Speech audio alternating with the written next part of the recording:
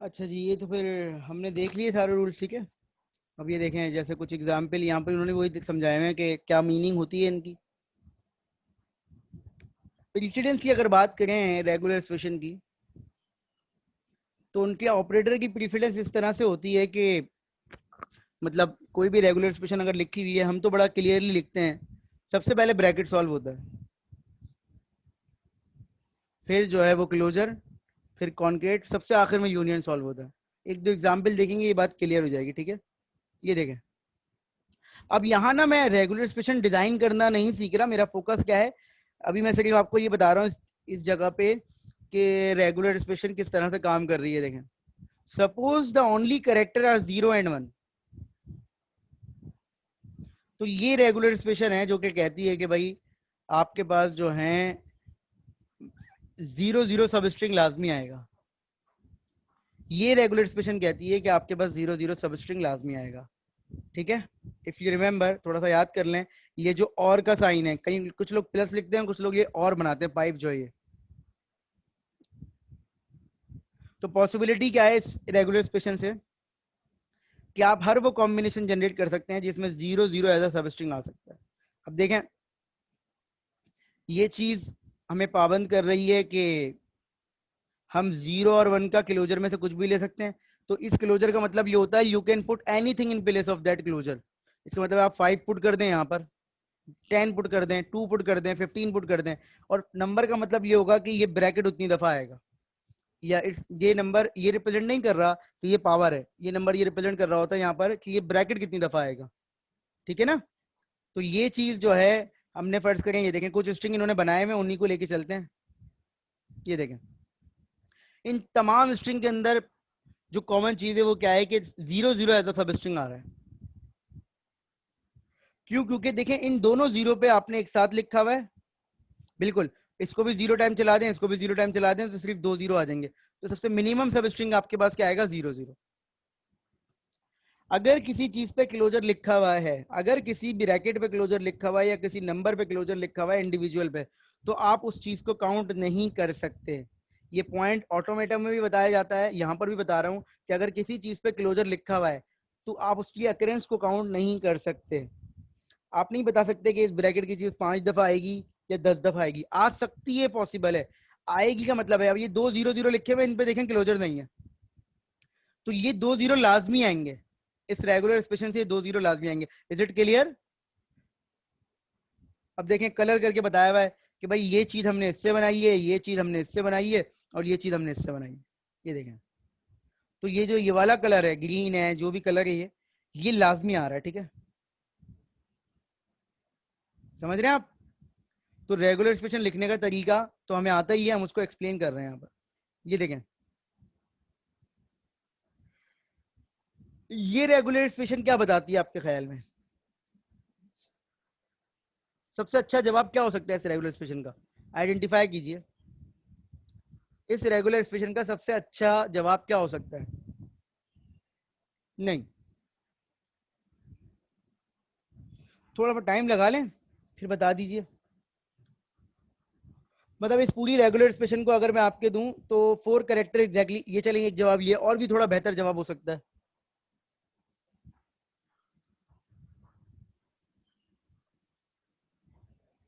Anyone? थोड़ा सा और शायद कोई बेहतर जवाब मिल जाए।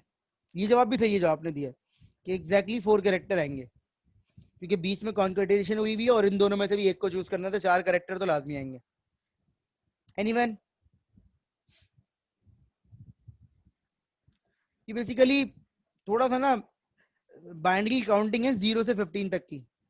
इससे 0 से लेके 15 तक की बाइनरी काउंटिंग कर सकते हैं आप। ऐसा है या नहीं है?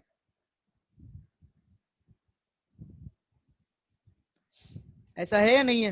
मतलब एक पॉसिबल आंसर ये भी हो सकता है, आपका आंसर भी सही है जो आपने दिया है। सही है? नहीं, एटलीस्ट 4 0 और 4 1 नहीं है ये। एटलीस्ट 4 कैरेक्टर विच इंक्लूड 0 और 1, 0 या 1। एटलीस्ट 4 0 और 4 0 1 1 से तो फिर वो कुछ और बन जाएगा ना, ठीक है। ये देखें, इसको ऐसे भी लिख सकते हैं। अब देखें, जब आप कंपाइलर पढ़ रहे हैं ना, तो आपको एक्सटेंडेड रेगुलर एक्सप्रेशन भी समझ में आएंगी। कि देखें मैं ऐसे लिख सकता हूँ कि कोई चीज अगर रिपीट हो रही है, कोई रेगुलर एक्सप्रेशन अगर बार बार रिपीट हो रही है, किसी रेगुलर एक्सप्रेशन के अंदर कोई कॉन्सेप्ट बार बार रिपीट हो रहा है, तो उसको बार बार लिखने की जरूरत नहीं है, आप कर्ली ब्रैकेट में उसकी लेंथ लिख दें। ये देखें 4 टाइम्स, इसका मतलब भी यही है। क्लियर? ये पॉइंट लिख लें अपने पास, ये नया पॉइंट है कि 0 और 1 जो है वो 4 टाइम्स आ जाएगा, इसका मतलब ये है। क्लियर हो रही है ये बात? कर्ली ब्रैकेट में अगर कोई चीज लिख रहे हैं हम, अपनी अंडरस्टैंडिंग के लिए बता रहे हैं कि अगर कर्ली ब्रैकेट में कोई चीज लिख रहे हैं किसी ब्रैकेट के बाद, तो इसका मतलब है वो ब्रैकेट इतनी लेंथ में आ जाएगा। अगर फर्ज करें ये चीज 100 दफा लिखनी हो तो 100 दफा थोड़ी लिखेंगे हम, तो हम लेंथ वाला कॉन्सेप्ट यूज कर रहे हैं। हमने क्या किया, ब्रैकेट में हम लेंथ लिख देते हैं, इसका मतलब ये है कि ब्रैकेट इतनी दफा आएगा। Is it clear to all of you? कोई सवाल है यहाँ तक तो पूछ लीजिए।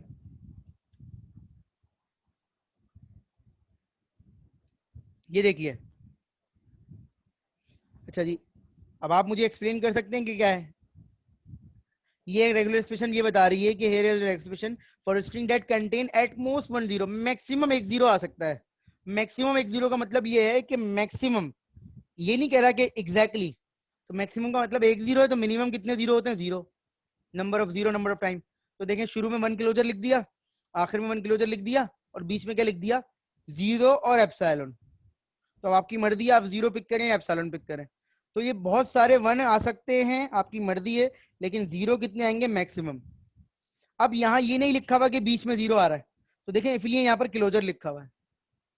क्लोजर क्यों लिखा हुआ है? क्लोजर इसलिए लिखा हुआ है कि यहाँ पर आपकी मर्जी, आप 1 को पिक ना करें, डायरेक्ट जीरो से स्टार्ट कर दें, आखिर में 1 ले लें बहुत सारे। तो ये वो रेगुलर एक्सप्रेशन है जिसमें मैक्सिमम एक जीरो आ सकता है। Is it clear? ये देखें, ये पॉसिबिलिटीज हैं। सबसे छोटा स्ट्रिंग अगर इससे बनाने की कोशिश करें, सबसे छोटा स्ट्रिंग अगर इससे बनाने की कोशिश करें तो वो कौन सा है आपके ख्याल में? इसमें सबसे छोटा स्ट्रिंग कौन सा बन सकता है? बिल्कुल एप्सिलॉन बन सकता है इससे, ठीक है। जीरो भी बन सकता है और एप्सिलॉन भी बन सकता है, नल भी बन सकता है, बिल्कुल नल भी बन सकता है, ठीक है। ये देखें, तो यू हैव अ चॉइस। ये देखें मैंने आपसे क्या कहा था, अगर कहीं जीरो के बाद क्वेश्चन मार्क लिखा हो तो एक ही मीनिंग है। ये देखें, देख रहे हैं आप, ये एक ही मीनिंग है।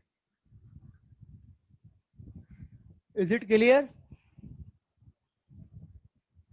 ये देखें अच्छा देखें, मैं आपको कुछ चीजें एक्सप्लेन कर दूं। ये ईमेल एड्रेस का ना रेगुलर एक्सप्रेशन है, लेकिन वो ईमेल एड्रेस है जो एक स्पेसिफिक है, जैसे जिसमें सिर्फ डॉट आते हैं। वो रेगुलर एक्सप्रेशन जिसमें डॉट अलाउ है, अंडरस्कोर अलाउ नहीं है, ठीक है। अब आप मुझे बताइए सबसे छोटा रेगुलर ईमेल एड्रेस क्या हो सकता है? सबसे छोटा तो आप बोलेंगे सर एट द रेट से पहले कम से कम एक कैरेक्टर तो आना चाहिए, ऐसा ही है ना। अगर मैं लिखूं, फर्ज करें मैंने अपनी एक ईमेल, अपनी डोमेन बनाई है, तो मैं, मुझे कम से कम ये चाहिए usman.com, फर्ज करें मुझे ये तो चाहिए होगा ना कम से कम, ऐसा है या नहीं है? कम से कम एक ना एक चीज तो चाहिए होगी मुझे ईमेल एड्रेस के लिए, ऐसा है? तो देखें इस ईमेल एड्रेस का पैटर्न समझें, एट द रेट कन्फर्म है, तो एट द रेट को इन्होंने लिख दिया यहाँ पर। एट द रेट पे कोई क्लोजर नहीं है, एट द रेट लाजमी आएगा। Is it clear? अब एट द रेट से पहले और एट द रेट के बाद समझ लेते हैं। अब एट द रेट से पहले देख लेते हैं। देखें मैं सिर्फ इतना एक्सप्लेन कर रहा हूं, where a represent any alphabetical character, ठीक है। ए का मतलब है कोई भी अल्फाबेटिकल कैरेक्टर, ठीक है। यहाँ ए ये रिप्रेजेंट कर रहा है स्मॉल ए, कि कोई भी अल्फाबेटिकल कैरेक्टर आ सकता है, ठीक है।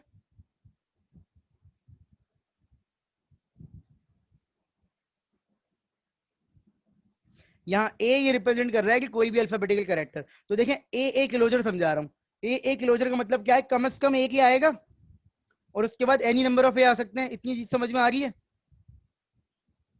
तो अगर मैं इसको यहाँ पर लिखूं, तो आप कह रहे हैं सर इससे ये भी बन सकता है। देखें एप्पल एट yahoo.com, या मतलब सॉरी सिर्फ इतना। देखें ये ए कहां से आया? ये हम पे पाबंदी है कि इससे बनाना है, और बाकी ए क्लोजर से हमने क्या बना दिया? ये double P L. Is it clear? जब हमें कम से कम एक चीज चाहिए होती है तो हम क्या यूज करते हैं? ए प्लस या ए क्लोजर। तो देखें कम से कम हमें एक चीज चाहिए, तो हमने यहाँ लिखा है ए क्लोजर। इसका मतलब है एट द रेट से पहले कम से कम एक कैरेक्टर लाजमी आना चाहिए। Is it clear to all of you?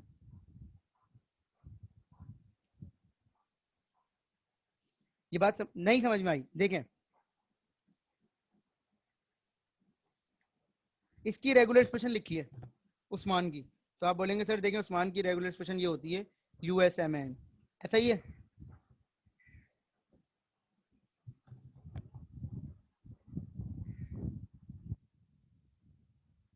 नहीं, why we use another character except A. देखें जासिर, शायद आपने मेरी बात नहीं सुनी, पहले बात अगर पूरी सुन लें तो शायद समझ में आ जाए। ये देखें, ये ए लिखा हुआ है, ये ए रिप्रेजेंट कर रहा है एनी अल्फाबेटिकल करेक्टर। मैंने बोल दिया था, ये स्लाइड में नहीं लिखा हुआ, इट माइट बी दिस और दैट, ठीक है? क्लियर? इस ए का मतलब है कि कोई भी चीज आ सकती है, सही है बेटा? तो ए रिप्रेजेंट कर रहा है एनी अल्फाबेटिकल कैरेक्टर। अब इस, अगर मैं आपसे कहूं कि एट द रेट से पहले मेरे पास कम से कम एक चीज आनी चाहिए, क्योंकि ईमेल का पैटर्न वैलिड जब होता है जब पहले कोई चीज आए, तो एक के लिए मैंने यहां पर इसको हार्ड कोड कर दिया, वो ए हो, बी हो, सी हो, डी हो, कैपिटल ए हो, कैपिटल बी, कैपिटल सी, मैंने उसके लिए ए लिख दिया। इसमें मैंने क्लोजर नहीं लगाया, इसका मतलब आपको कम से कम एक लेना पड़ेगा। और उसके बाद आपका नाम में जितने भी करेक्टर हो उसके लिए मैंने क्या लिख दिया, ए क्लोजर। तो फर्ज करें मेरा नाम है उस्मान, तो यू मैंने किससे लिया, इससे लिया, इस वाले से बना। यू मेरा किससे बना, इससे बना। और एस ए में एन किससे बना, इससे बना। ठीक है, ये बात समझ में आ गई? ये बात समझ में आ गई? सिर्फ इतना समझाया मैंने। अब अगर आ जाए, फर्ज करें मेरा ईमेल एड्रेस usman.khan @ तो ये चॉइस होती है, डॉट आता है नहीं आता, ये चॉइस होती है, ठीक है? जैसे जीमेल एड्रेस का बताएं तो जीमेल एड्रेस में डॉट लिखना है नहीं लिखना वो चॉइस होती है आपकी। तो फर्ज कर लीजिए डॉट की चॉइस है, तो डॉट पे देखें, डॉट ए क्लोजर पे मैंने क्लोजर लगा दिया। पहले आप ये अंदर ब्रैकेट में जो लिखा हुआ है उसको समझ लीजिए, फिर उसके ऊपर जो ब्रैकेट में क्लोजर लिखा हुआ है उसको समझ लीजिएगा। तो अगर मैं आपसे बोलूं कि मुझे सिर्फ इतना समझा दीजिए इसका मतलब क्या है, तो आप बोलेंगे सर वही काम जो पहले हो रहा था कि भाई कम से कम कोई नाम आना चाहिए। तो इसका मतलब ये है कि डॉट अगर मैंने लगा दिया है तो मेरे पर पाबंदी है कि मैं डॉट के बाद लाजमी एक करेक्टर लिखूं। क्या मतलब है, मैं ये लिख दूं तो मेरे पर पाबंदी है, मैं सिर्फ डॉट लगा के नहीं छोड़ सकता, ऐसा ईमेल एड्रेस वैलिड नहीं है। समझ रहे हैं आप? usman.@ समथिंग ये वैलिड नहीं है इस वक्त, मैं बता रहा हूं, होता होगा प्रैक्टिकली लेकिन यहां पर ये वैलिड नहीं है। ठीक है, ये बात समझ में आ गई है? usman.@ वैलिड नहीं है। आपने अगर डॉट लगाया तो आपके पास लाजमी कोई करेक्टर लगाना है। Is it clear? ये पॉइंट समझ में आ गया? अगर आपने डॉट लगाया तो आपको लाजमी कोई करेक्टर लगाना है।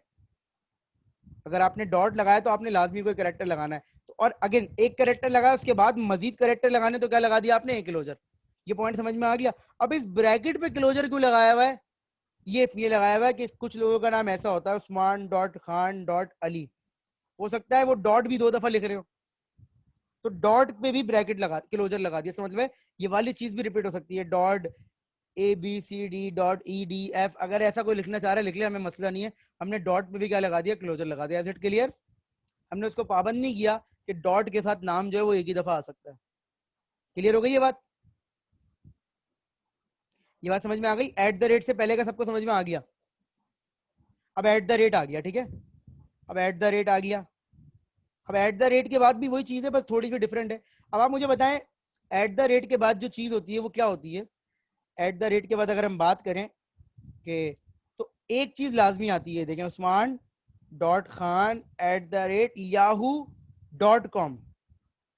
अब जरूरी नहीं कॉम आए, पी के भी आ सकता है, कुछ भी आ सकता है। तो देखें, ये जो yahoo.com है ना, यहाँ पर डॉट के बाद ये चीज लाजमी है। देखें, यहाँ सिर्फ एक स्ट्रिंग लाजमी था, यहाँ पर 2 स्ट्रिंग लाजमी है। something.com, something.pk, something.edu। समझ रहे हैं मेरी बात? ये पॉइंट समझ में आ रहा है इतना?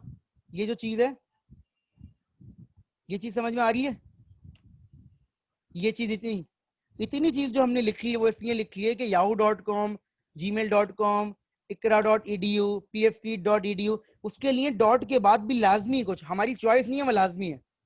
तो सिर्फ याहू नहीं होता, yahoo.com होता है। तो इसलिए यहाँ पर डॉट के बाद ए लिखा, यहाँ पर ये लिखा, तो यहाँ से याहू बन जाएगा, यहाँ से .com बन जाएगा। Is it clear? ये पॉइंट समझ में आया? कि ये डॉट लाजमी आता है, इसमें चॉइस होती है, इसमें लाजमी आता है। तो यहाँ चॉइस थी तो आपने उस पर क्लोजर लगा दिया था, यहाँ चॉइस नहीं है तो आपने यहाँ पर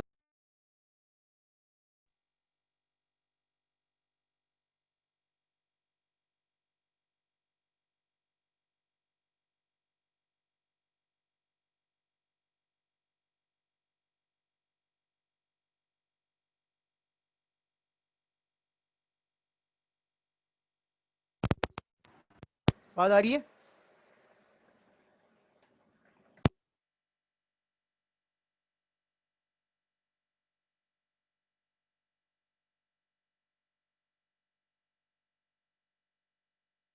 दोबारा समझा रहा हूँ इब्राहिम, देखिएगा, आवाज आ रही है अब सबको?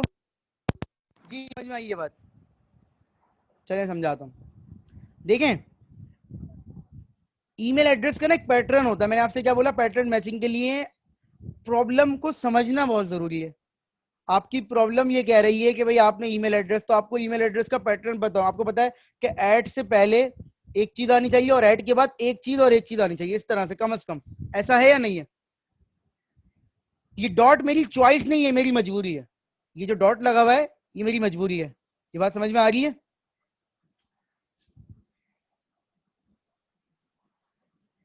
तो इसलिए मैंने यहां पर ये जो मैंने हाईलाइट किया हुआ है, इफ ये मैंने डॉट यहां पर फिक्स किया हुआ है कि भाई डॉट लाजमी आएगा और डॉट से पहले भी कुछ आएगा, डॉट के बाद भी कुछ आएगा। ये वाला नहीं समझा रहा मैं आपको अभी, ये वाला नहीं समझा रहा, सिर्फ इतना पैटर्न समझा रहा हूँ। अब अगर फर्ज कर लें हमारे पास जो डोमेन होती है ईमेल की वो इतनी होती कि yahoo.com या something dot something something dot something, तो सही था। लेकिन हमारे पास कुछ डोमेन ऐसी भी होती हैं, जैसे अपनी पीएफ किट की बात कर लें तो वो ये है edu.pk। तो आपके पास डॉट भी चॉइस में आ सकता है एक से ज्यादा। तो देखिए फिर यहाँ पर मैंने डॉट पे चॉइस लगा दी। अगर मैं यहां पर इस डॉट पे चॉइस लगाता तो इसका मतलब था लेना या नहीं लेना आपकी मर्जी है। तो हो सकता है कि कोई ईमेल एड्रेस ये बन जाती, पॉसिबल ही नहीं थी। अगर मैं ये ब्रैकेट हटा देता और इस पूरे पे क्लोजर लगाता तो इसका मतलब था आप चॉइस दे रहे हैं कि भाई अगर आप याहू के बाद कुछ ना लेना चाहें, अगर आप याहू के बाद कुछ ना लेना चाहें तो आप चॉइस दे रहे हैं अगले बंदे को, जो कि पॉसिबल नहीं है। याहू के बाद भी लाजमी एक डॉट आता है, तो इसलिए लाजमी के लिए मैंने इस पे से क्लोजर हटा के इसको अलग से लिखा है, इतनी सी चीज को। अब ये जो चीज है ये इसलिए है कि कुछ ईमेल एड्रेस ऐसे होते हैं, जब सपोज करें yahoo.com.p के, पॉइंट समझ में आ रहा है? ये वाली चीज समझ में आ रही है? ये क्यों लगाई हुई है? ये इसलिए लगाई हुई है कि अगर डॉट एक से ज्यादा हो, एक तो लाजमी है लेकिन अगर एक से ज्यादा हो तो फिर आपने क्लोजर लगा दिया। एक स्टूडेंट ये कह सकता है मुझसे कि सर आपने ये क्यों नहीं किया कि एट द रेट के बाद आपने ए ए क्लोजर, आपने इस पे क्यों नहीं लगाया ब्रैकेट, ऐसे क्यों नहीं किया? जो आपने एट द रेट से पहले किया हुआ है वो यहां क्यों नहीं किया हुआ? तो उसका जवाब बेटा ये है कि ये डॉट पे अगर होल पे क्लोजर आ जाएगा पहले वाले पे भी तो फिर हमारी मर्जी है याहू के बाद हम कुछ भी ना लें, जबकि कम से कम हमें एक डॉट लेना होता है। Is it clear to all of you? मैं अगेन रिपीट कर रहा हूँ, ये ईमेल एड्रेस सिर्फ एक ही पैटर्न को रिप्रेजेंट कर रहे हैं जो डॉट से बनते हैं, ऑल दो के अंडर स्कोर से भी बन सकते हैं। हमने सिंपल सा ईमेल एड्रेस पिक किया हुआ, ठीक है। अब अगर आप ये देखें कुछ उसकी एग्जाम्पल, ये देखें, ये देख रहे हैं आप, शुरू में देखें इन्होंने दो डॉट लेके समझाया हुआ है इस एग्जाम्पल में कि ये दो डॉट यहाँ से लिए, इधर कोई डॉट नहीं लिया। CS143 इसमें कुछ भी नहीं लिया यहाँ से, यहाँ पर इन्होंने दो डॉट लिए, देखें। तो अगर कलर रिप्रेजेंटेशन देखें तो ये देखें, अच्छा सही है। Is it clear? क्या इस ईमेल एड्रेस को मैं और सिंपलीफाई कर सकता हूं in the form of plus? क्या इस ईमेल एड्रेस को मैं और सिंपलीफाई कर सकता हूं प्लस की फॉर्म में? क्या इस ईमेल एड्रेस को मैं और सिंपलीफाई कर सकता हूं प्लस की फॉर्म में? मतलब ये ईमेल एड्रेस जो लिखी हुई है, सिंपलीफाई का मतलब होता है मीनिंग चेंज ना हो, प्रेजेंटेशन चेंज है। बिल्कुल ए स्टार की जगह ए प्लस कर सकते हैं। ये देखें, ये देखिएगा, और से देखिएगा स्क्रीन पे ही ए प्लस कर दिया, जहां जहां ए स्टार है वहां ए प्लस कर दिए। देखें यहां भी हो गया, यहां भी हो जाएगा, यहां भी हो जाएगा, यहां भी, देखें सब जगह हो गया ए प्लस।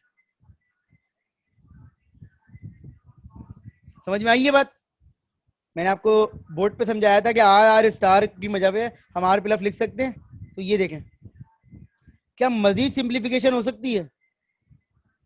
क्या इस ईमेल एड्रेस की रेगुलर एक्सप्रेशन में मजीद सिंप्लीफिकेशन हो सकती है?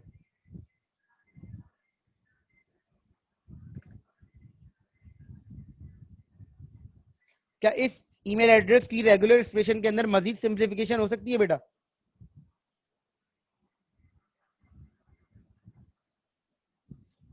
जल्दी से बताइए, हो सकती है? ये देखें, ये क्या लिखा हुआ है? इस पूरे को अगर मैं आर समझ लूं, इस पूरे को अगर मैं आर समझ लूं,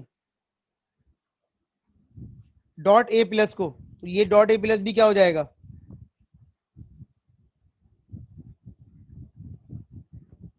आर।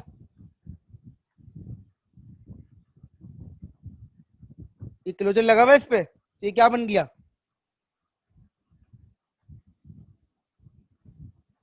तो बताएं, इसका मतलब है क्या मैं इसको ऐसे लिख सकता हूं?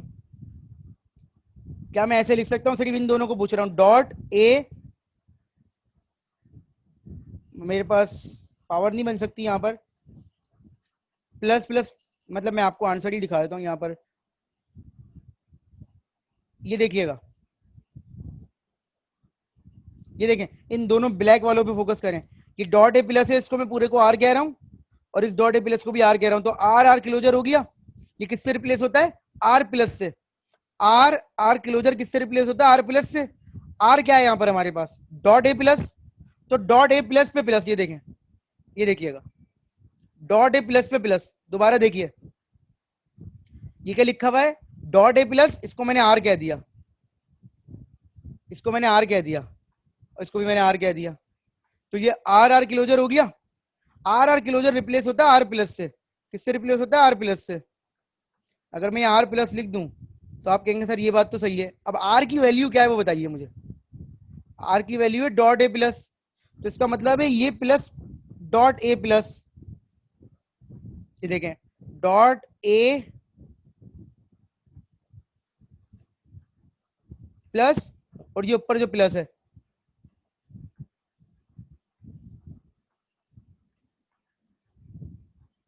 सही है? ये देखें, ये डॉट ए प्लस पे क्लोजर, इसको मैंने आर कह दिया, इसको मैंने आर कह दिया, R R closure. R R closure can be replace by R plus. तो आर प्लस में प्लस तो अपनी जगह पर है, आर की वैल्यू में ऑलरेडी एक प्लस है, तो डॉट ए प्लस प्लस। ये बात समझ में आई? ये देखिएगा स्क्रीन पे, देख रहे हैं आप?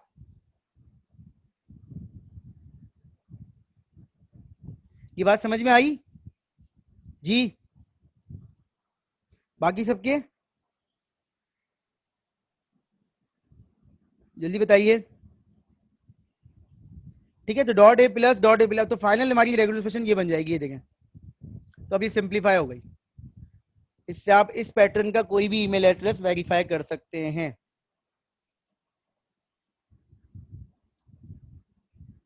ये देखिए, ये सिंपल सी रेगुलर एक्सप्रेशन है जो कि इवन नंबर को रिकॉग्नाइज करती है। इससे पहले हमने काम किया था इवन लेंथ के लिए, डेसिमल के लिए, अब हम बात कर रहे हैं इवन नंबर के लिए। देखें और से देखिएगा, इवन नंबर की पहचान क्या है? कि उनके आखिर में 0 2 4 6 8 में से कुछ आता है।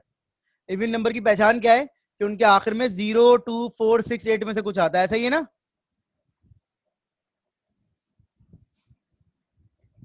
ऐसा ही है ना? इवन नंबर में आखिर में क्या आता है? राइट हैंड साइड पे 0 2 4 6 8। तो ये देखें, ये प्लस माइनस क्वेश्चन मार्क क्या बता रहा है?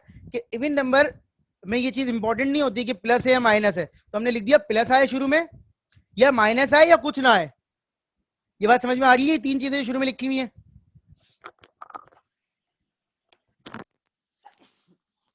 ये बात समझ में आ रही है? जो शुरू में तीन चीजें लिखी हुई है, कि या तो प्लस आए, या माइनस आए, या कुछ भी ना आए। फिर शुरू में कुछ भी आ जाए, आखिरी वाली चीज क्या होनी चाहिए? 0 2 4 6 8। तो देखें, ये 0 से लेके 9 तक जो लिखा हुआ है, इस और क्लोजर, इसका मतलब है शुरू में कुछ भी आता रहे, आखिरी वाला जो डिजिट है या करेक्टर है वो ये होना चाहिए। देखें, तो अगर मैं इसका कलर कॉम्बिनेशन बनाऊं, तो ये देखें, ये जो ग्रीन कलर है ये इससे बना हुआ है, सिर्फ आखिरी वाला इससे बना हुआ है, इस पे कोई क्लोजर नहीं है। इसका मतलब है ये लाजमी आएगा और इनमें से कोई एक आएगा, ये लाजमी आएगा और इनमें से कोई एक आएगा। Is it clear?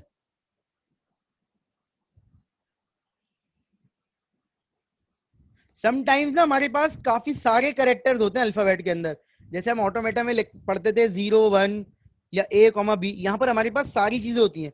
तो उनको रिप्रेजेंट करने के लिए इतनी लेंथ को देखें हम क्या कर देते हैं, देखें, ये देखें, देख रहे हैं आप, अगर हम इसको राउंड ब्रैकेट को स्क्वायर ब्रैकेट कर दें तो ये एक्सटेंडेड रेगुलर एक्सप्रेशन के अंदर मीनिंग वही है। ये ऐसे लिखने का तरीका है, देखें, स्क्वायर ब्रैकेट और लगाने की जरूरत नहीं है सबके साथ, पढ़ने वाला समझ जाएगा कि भाई इसका मतलब यही है कि इन सब में से कोई एक है। सही है, ये कॉन्कर्डिनेशन नहीं कहलाएगी फिर, अब ये कॉन्कर्डिनेशन नहीं कहलाएगी। और देखें और सिंप्लीफाई कर दिया, चूंकि ये एक रेंज है, ये रेंज के अंदर 0 से लेके 9 लिख दिया और सिंप्लीफाई हो गया। समझ में आ रही है बात?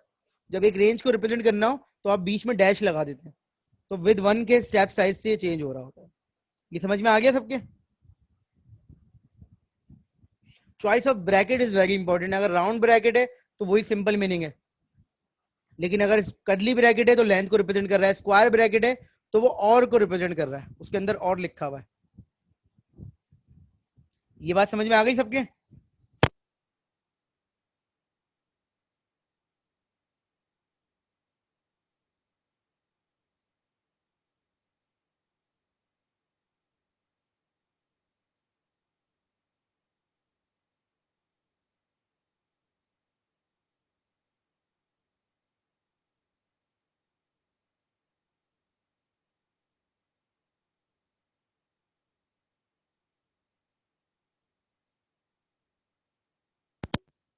कोई भी क्वेश्चन है तो पूछ लीजिए, कोई सवाल है आपका?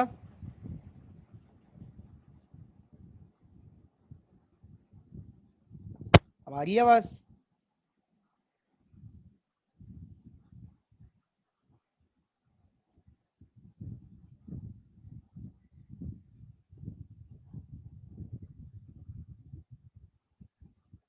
कोई क्वेश्चन है आपका तो पूछ लीजिए। नहीं है? ये देखें, ये तो बता ही दूं। अब जो इंपॉर्टेंट चीज है ना वो है आइडेंटिफायर और नंबर्स, क्योंकि कंपाइलर के अंदर आपको आइडेंटिफायर पहचानना जरूरी है। तो मैं आपसे दोबारा रिपीट करके पूछता हूँ, ये तमाम चीजें जो आपने पढ़ी, ये जो भी आपने अभी 15-20 मिनट पहले देखा है, अब आप मुझे ये बताइए कि आइडेंटिफायर के लिए मैं एक रेगुलर एक्सप्रेशन लिखना चाह रहा हूँ। आइडेंटिफायर क्या है? वेरिएबल्स। वेरिएबल्स को पहचानने का तरीका क्या है? आपको पता है कि उनको डिक्लेयर कैसे करते हैं? क्या चीज होती है उनके अंदर, वो मुझे बता दीजिए। किसी भी आइडेंटिफायर के अंदर क्या चीज होती है कि हम उसको पहचान लेते हैं कि आइडेंटिफायर लिखा हुआ है? ये नंबर 1 आइडेंटिफायर है, आपने कैसे पहचाना?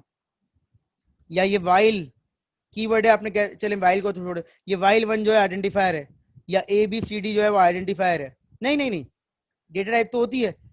आप मुझे बताइए, ABCD लिखा हुआ है कोड के अंदर, आपने पहचान लिया कि सर ये तो आइडेंटिफायर लग रहा है, क्या देखा आपने?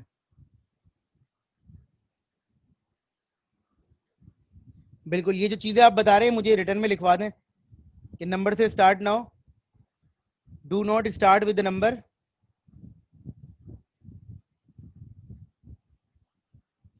अच्छा, समटाइम्स ऐसा होता है कि जो चीजें नहीं हो रही होती उनको लिखने से बेहतर है जिनसे हो सकता है वो लिख दें। सही है? मैं अगर अपना नाम इस तरीके से बताऊं आपको कि भाई मेरा नाम कामरान नहीं है, नहीं मेरा नाम इमरान भी नहीं है, नहीं मेरा नाम असलम भी नहीं है, नहीं मेरा नाम हुजैफा भी नहीं है, नहीं मेरा नाम ये भी नहीं है, रादर देन कि मैं आपको अपना नाम बता दूं डायरेक्ट, तो ज्यादा आसान क्या है? मेरा नाम बताना। तो इसी तरीके से जो चीज हो सकती है वो लिखवा दें। तो आपने बोला start with a number, start with alphabet, ठीक है ना? लोअर और कैपिटल पॉसिबल है।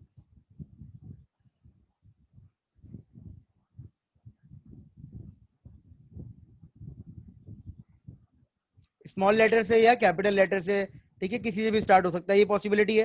दूसरी चीज क्या है? अंडरस्कोर से स्टार्ट हो सकता है।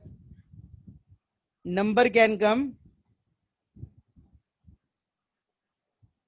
और आप ये कह सकते हैं number can come after,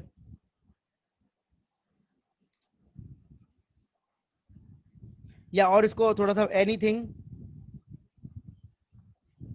anything from number और alphabet can come after, can come after first, first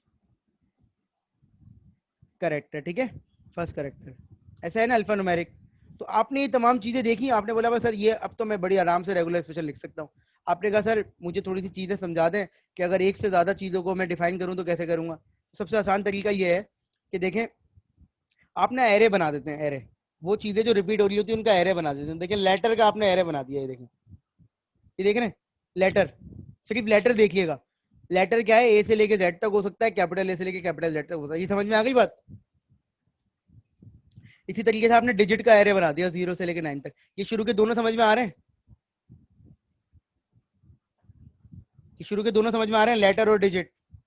जब भी लेटर, अगर लेटर चाहिए होगा तो मैं लेटर का वर्ड यूज कर लूंगा, जब भी डिजिट चाहिए होगा मैं डिजिट का वर्ड। अब देखें आइडेंटिफायर का सिंपल सा रेगुलर एक्सप्रेशन, शुरू में लेटर आएगा और लेटर कोई एक आएगा क्योंकि कोई क्लोजर नहीं लगा हुआ।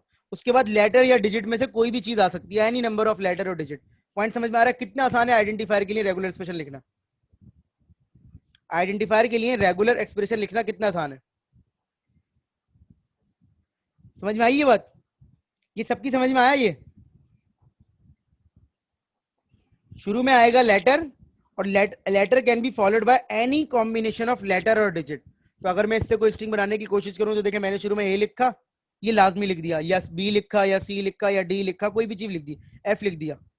अब उसके बाद लेटर या डिजिट में से कुछ भी आ सकता है, तो ये भी हो सकता है कि मैं लिखूं A1 C2, इस तरीके से, ये भी पॉसिबल है। समझ में आ रही है बात, कोई सवाल है यहां तक? आइडेंटिफायर की रेगुलर एक्सप्रेशन में कोई सवाल है?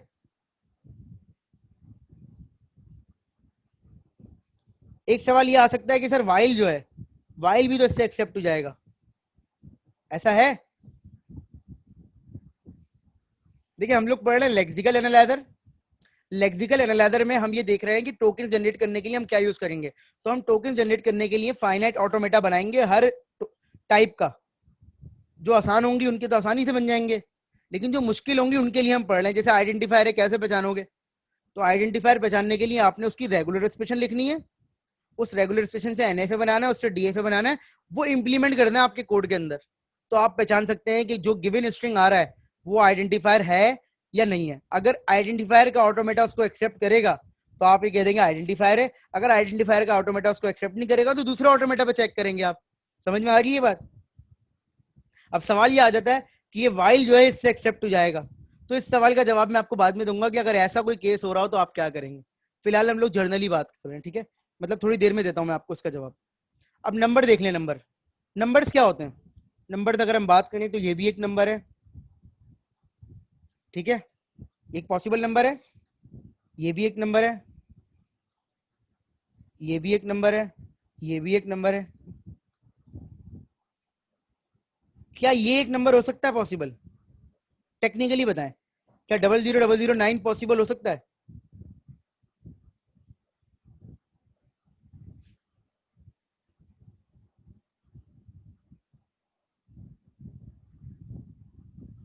जल्दी बताइए, क्या 000009 पॉसिबल हो सकता है? बस यहां पर इन्होंने इसकी अजम्पशन ये ली हुई है कि अगर कोई नंबर होगा तो वो जीरो से स्टार्ट नहीं हो रहा होगा। समझ रहे हैं? अजम्पशन इन्होंने ली, अगर एक नंबर होगा जीरो तो जीरो होगा, लेकिन अगर वो जीरो से स्टार्ट हो गया उसके बाद कुछ नहीं आ सकता। मतलब 09 अलाउ नहीं है, आपको 9 लिखना आप ऐसे लिख लें, आप 09 नहीं लिख सकते। समझ में आ गई ये बात? इस रेगुलर एक्सप्रेशन में ये समझाने की कोशिश कर रहा हूँ कि कोई भी जो इंटीजर होता है वो इस तरीके से डिफाइन कर रहे हैं। इंटीजर जो होता है वो कैसे डिफाइन कर रहे हैं, देखें। इंटीजर, इंटीजर के लिए कैरेक्टरिस्टिक्स क्या है कि 09 is not a integer. 9 integer है, 90 इंटीजर है, लेकिन 80 भी इंटीजर है, लेकिन 0008 इंटीजर नहीं है। Is it clear? ये पॉइंट समझ में आ गया? अब मैं आपको ये समझा रहा हूं, इंटीजर, सही है? तो इंटीजर के लिए जो प्रॉपर्टी है वो क्या है? इंटीजर के लिए आपके पास प्रॉपर्टी है कि इंटीजर जो है वो प्लस से भी स्टार्ट हो सकता है, माइनस से भी स्टार्ट हो सकता है। तो ये देखिए, शुरू में प्लस माइनस या एप्सिलॉन में से कुछ भी आ जाएगा। Is it clear? अब गौर से ये देखिएगा, ये पूरी जो चीज है, ये पूरी चीज,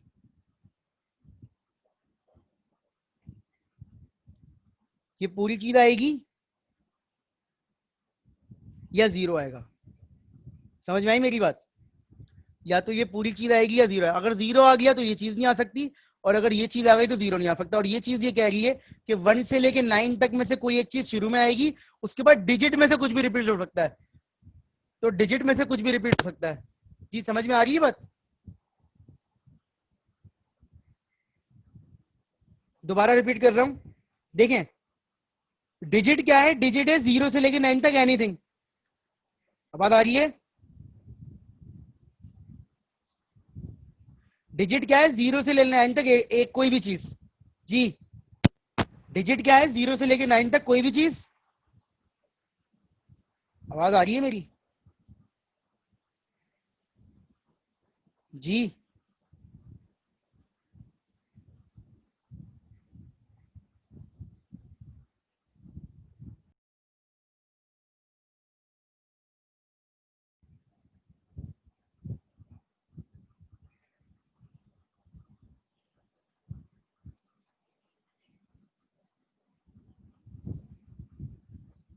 एक तो बार बार ये हैंग हो रहा है, पता नहीं क्या चक्कर है। अब आवाज आ रही है मेरी? जी आवाज आ रही है मेरी? पता नहीं क्यों हैंग हो रहा है बार बार।